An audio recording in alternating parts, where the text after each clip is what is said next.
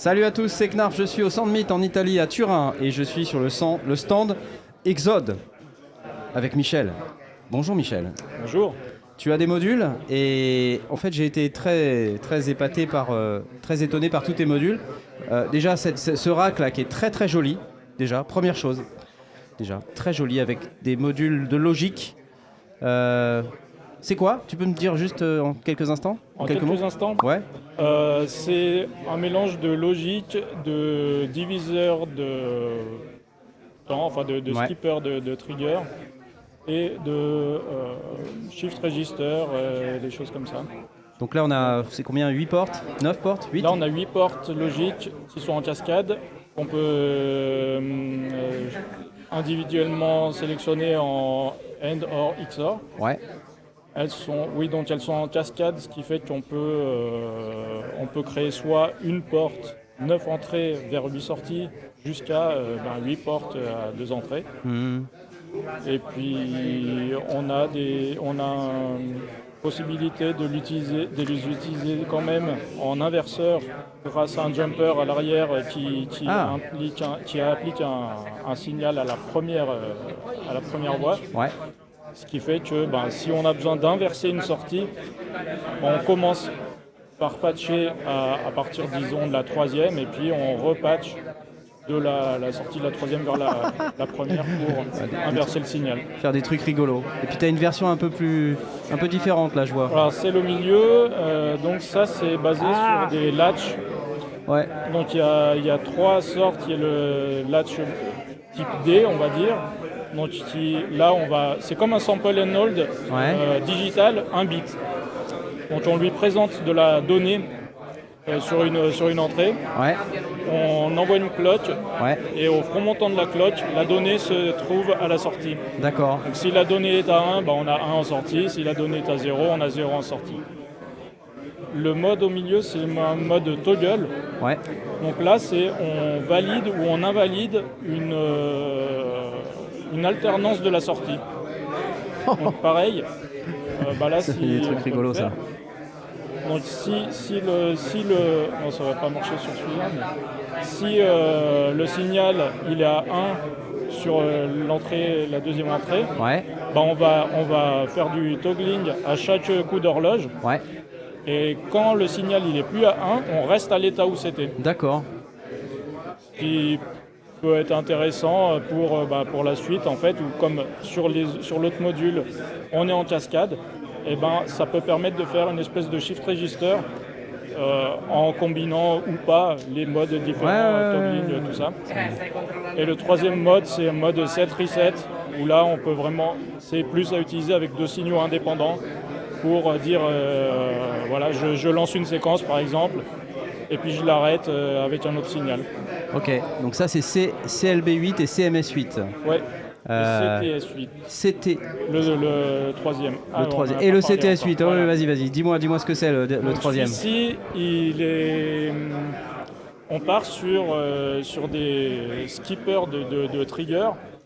Donc sur des cycles sélectionnés par des switches. Ouais. À chaque fois, on a 2 switches par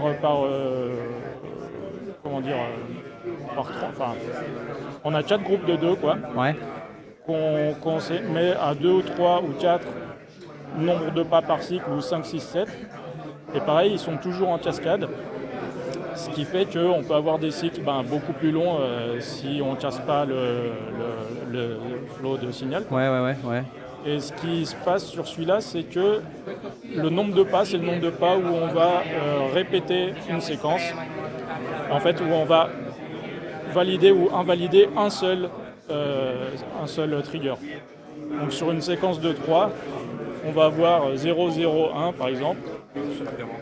Et ça va se répéter comme ça, en fonction de la clock en entrée. Et la version, il y a des jumpers pour chaque groupe de 2 au dos également, qui permet de faire l'inverse. Typiquement sur une séquence de 3, on aura 2 sorties et une inhibée à la fin. Ouais. Donc 1-1-0 ou voilà, d'accord. Ouais. Et ce qui fait que on peut créer des espèces de polyrythmes comme ça si utilise la même horloge sur plusieurs entrées, par exemple. D'accord, ouais. Voilà, Je vois. en combinant. Donc en fait des fonctions logiques qui peuvent être marrantes en fonction de... Pratiquement remplacer un séquenceur de trigger. Ouais, c'est ça. Et j'ai été intrigué par ça là. Alors ça, là on voit des modules 1U dans un Rage 3U. Et... mais quoi? Eh oui. En fait, c'est des adaptateurs que j'ai créés il y a plus d'1 an, je pense. Ouais. Au début, c'était pour voir si ça marche, et puis ça marchait. Et non, j'en ai fait plus. Et oui, tu m'étonnes. Aujourd'hui, ça va de 6 HP à 28 HP.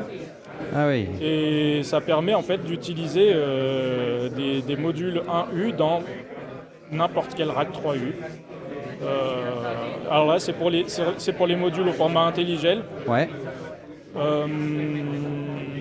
Et j'ai vu que tu avais plein de modules 1U aussi, du coup. Oui, j'en ai plein. Donc là, le premier en haut qu'on voit sur cet adaptateur, c'est un générateur de notes random. Donc ça sort pas une tension random, ça sort vraiment une tension quantifiée. Donc il n'y a pas besoin de passer par un quantiseur derrière. Quantiseur derrière. Quantiseur, ouais. Et il a aussi la possibilité de faire du slide en random. Waouh. Donc ou de le désactiver ou de le mettre always on, quoi. Ouais. Et voilà, ça peut... Pour faire des baseline 303, c'est super ça. Ouais, on peut, ouais. Ouais, on peut, ouais. Ok. En dessous, on a quelque chose d'un peu similaire, où là, en fait, on vient randomiser également, je parle pas très bien français, entre un minimum et un maximum qu'on set avec les potentiomètres. Ouais. Et donc, on peut, si on va toute la plage, on va de -8 à +8. Ou on peut aller de 0 à +8 ou de -8 à 0. Enfin, ouais, d'accord, on règle tout ça. D'accord. Et pareil, il y a le glide qui peut, comme sur le module du dessus, peut être random, désactivé ou toujours là. Ok, super. En dessous, on a une variation d'un module que j'avais déjà sorti en début d'année. C'est un switch contrôlé en tension, semi-intelligent on va dire, où en fait il détecte le nombre de sorties qui sont d'entrées-sorties qui sont utilisées. Donc si je patch seulement les OI 1 et 2, et ben il va seulement switcher entre ces deux-là. D'accord. Si j'en mets juste 1, 2, 3, il va se limiter à la troisième, quoi. Je vois. Autre point un peu particulier par rapport à ce qu'on trouve d'habitude, il a la possibilité de normaliser les entrées, les 4 OI. Ouais. Du coup, si j'utilise des patchs seulement dans les entrées 1 et 3, et ben le pas numéro 2, il va reprendre le signal du 1. Ah oui, d'accord. Ouais. Ce qui fait qu'on peut donner l'avantage à l'un par rapport à l'autre. Je comprends. Ouais, d'accord. Et ça, cette normalisation, c'est des jumpers aussi? Oui, c'est un triple jumper au dos qu'on peut désactiver si on veut. Ok, ça marche. D'accord, donc en fait, c'est un truc que tu décides une fois pour toutes. Avant de le mettre dans le rack. Ok, bon. Ouais. Ça marche. Et puis j'ai vu que en fait là, t'avais aussi un autre truc sympa. Attends, faut que parce que c'est un peu le bordel avec mes câbles. Voilà, hop. C'est quoi ça? Attends, bouge pas. Regardez. Donc là, il y a un petit séquenceur, mais là, il y a tes modules 1U qui sont dans une petite boîte. D'ailleurs, c'est à toi la boîte là. C'est toi qui vas faire ça. Le boîtier, ouais. Pour l'instant, c'est des prototypes. J'en ai plusieurs avec plusieurs utilitaires inclus dedans. Ouais. Et puis, celui-ci... C'est tout petit, hein. Regardez ma main. Ouais, c'est un peu plus petit qu'un 3U. Un peu plus petit qu'un 3U, d'accord. Et donc celui-ci, il a un 3U, c'est ça, hein? Ouais. Donc là, c'est un peu plus petit, hein. C'est pas tout à fait... ouais. Et là, tu mets donc tes utilitaires en haut, là. C'est ça, on les voit mieux ici. Donc il y a quoi? Il y a des multiples. Ça c'est celui-ci c'est des portes logiques, un switch. et puis une flip-flop, voilà. D'accord. Et là, alors, ce qui est intéressant, c'est qu'en plus, on a carrément une bass drum, snare, 3 tomes et les hi-hats. Et les hi-hats. C'est ce qu'on entend là, en fait. C'est excellent. Et le petit en bas, c'est un randomiseur celui-là. Utilisé en ce moment pour les hi-hats. Excellent. Combien ça vaut tous tes trucs? J'ai pas les prix en tête. Allez voir sur le site. Voilà. Ok. Et pour les bass drum, les sons de 808.1U, en ce moment il y a une campagne sur Kickstarter. Ok. À des prix avantageux, on va dire. Ouais. On peut les prendre à l'unité, on peut les prendre en kit. D'accord. Jusqu'à le kit complet des 3 tomes, et bass drum, snare drum, hi-hat. Et question par rapport à ton adaptateur là, parce que ça je pense que ça peut vraiment beaucoup intéresser beaucoup de monde, j'imagine, en tout cas les gens qui regardent ma chaîne. J'espère. Ouais, ça coûte combien ça? Les plus petits, les 6 HP, je pense que c'est 20 et quelques euros. Ouais. Et puis pour les 28 HP, on monte vite, je pense dans une quarantaine d'euros, quelque chose comme ça. Ouais, ça, quand même, ça reste assez raisonnable quoi. Un peu moins de 50 euros, quelque chose comme ça. D'accord. Bon, en tout cas c'est utile si vous voulez des modules 1U dans vos 3U. Enfin moi j'avais jamais vu d'adaptateur, hein, donc là on en a un qui fait quoi? Ça fait combien? On envoyait, ouais. Mais qui utilisait les modules à 90 degrés.